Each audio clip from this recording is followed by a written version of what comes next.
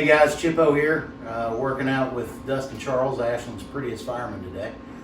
We're going to do some deadlifts, some tempo deadlifts. We're not going to go wide open. I've got a competition next Saturday, so kind of tapering down, getting ready for a deload week.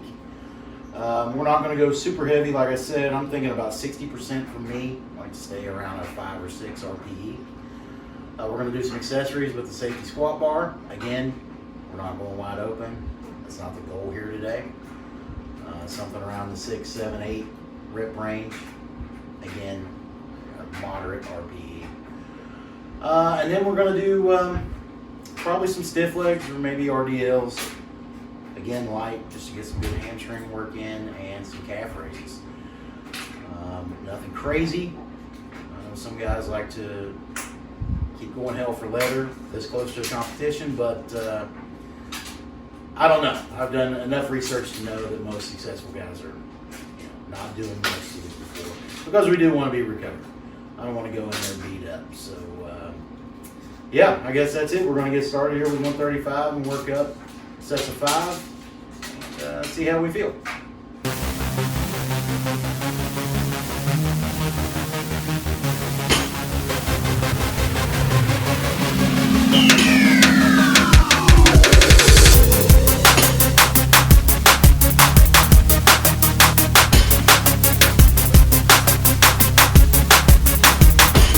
Getting warmed up here with 135, not started the tempos yet, just trying to get some blood flowing. Get our hammies loose, low back loose.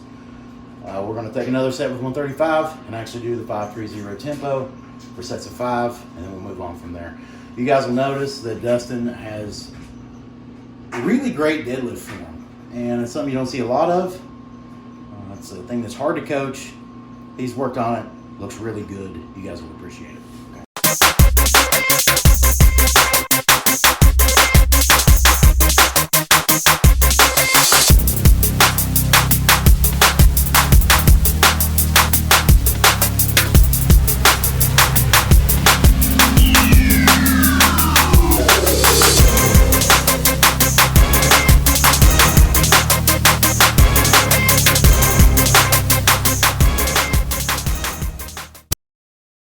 Okay, so I don't do tempos a lot.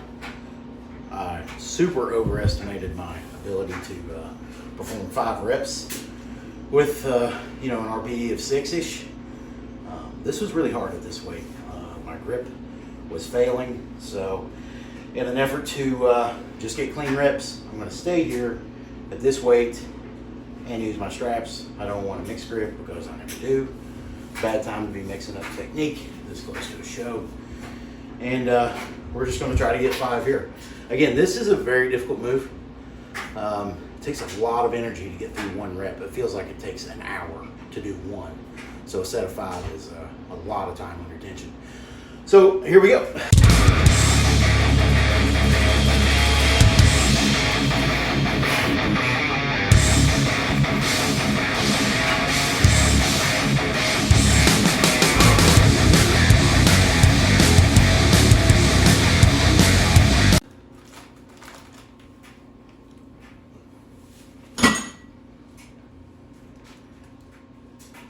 Man.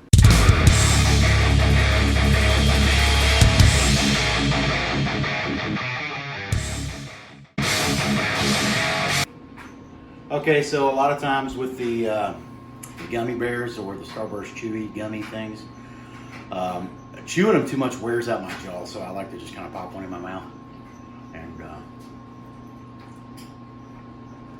take it down with some rain. That way I don't waste too much energy chewing these things up, because every little bit counts.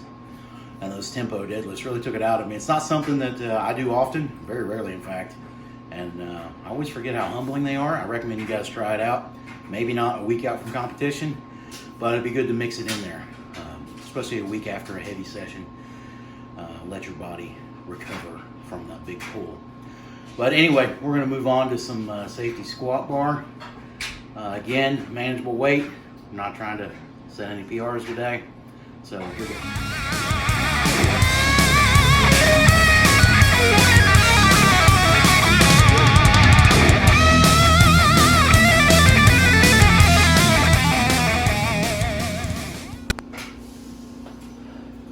rounding of the upper back is intentional at the bottom. It's kind of a benefit of squatting with a safety bar. It works the upper back, it forces the upper back to work during a squat. Because it's strongman, you're forced to work with a round upper back a lot, picking up stones and that sort of thing, and just weird implements. So it's good to get as much work as you can with a little bit of a rounded upper back.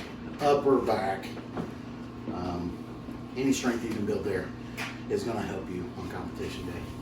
Now, the bad part about the SSB is kind of awkward and weird to get in the rack, especially when you're up against a wall like me. Luckily, we had a member last week think they could front squat 425, refused 2 spotters, and then dumped it on my safeties from about 3 feet. Bent the shit out of it, but now, as a benefit, it's much easier to step in and out of that safety with about a 22-degree bend in it. So, thanks for that, Brian.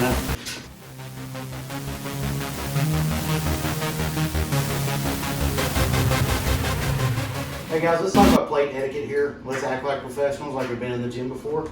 The first plate obviously goes facing in so that we can see the letters of the plate, the markings on the plate. The second one, and everyone from there on out, will be facing out. Look how nice this is. No matter which way you look at the bar, you can see the plates. You can see the lettering. So again, take this one to heart. People are going to think you're a pro if you load your plates like this.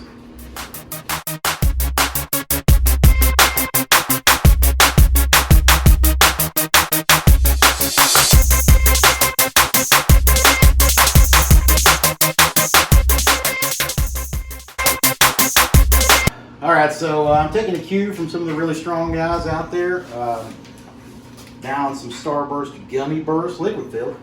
They're pretty good in an attempt to keep my blood sugar high, so I have plenty of energy throughout the workout.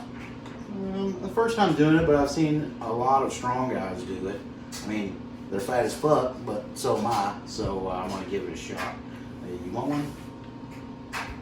Okay, I appreciate that.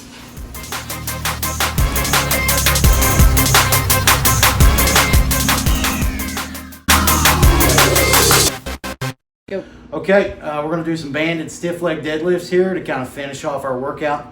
It's a great way to get a good stretch out of those hamstrings after you've worked them. You want to take a look here.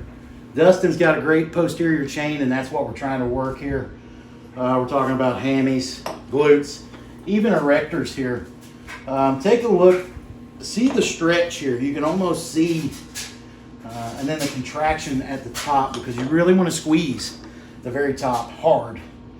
Take the floor take the weight all the way to the floor and get a really good stretch down here.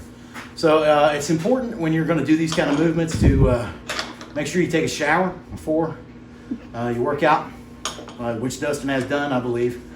Me too. I really want to try to work these in toward the end of your workout. Most strong guys are going to agree with that sort of methodology. But anyway, try them with the band.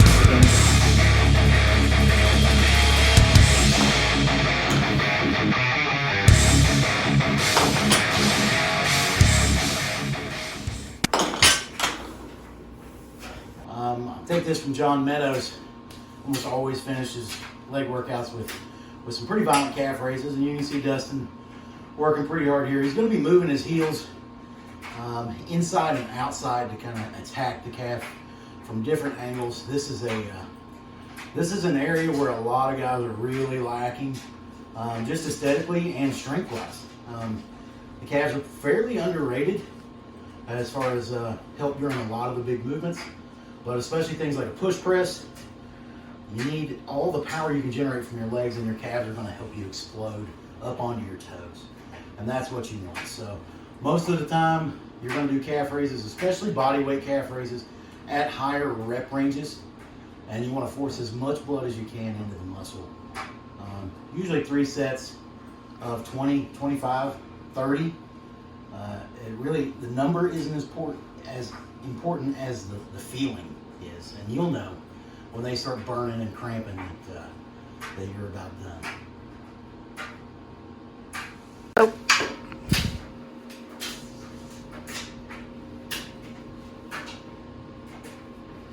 You guys want a good stretch at the bottom. You want a complete movement. Don't be half ripping like some scrub who never thought about getting stronger before. All the way up, all the way down. Hard contraction at the top. Big stretch at the bottom. We're not trying to CrossFit calf raise speed record here. Trying to get bigger, trying to get stronger.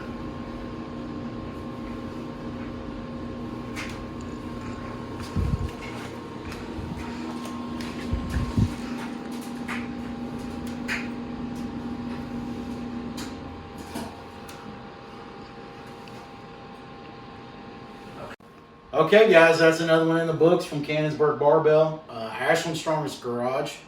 That title has been disputed lately from a garage across town. They claimed it, but I'm not sure that's entirely accurate.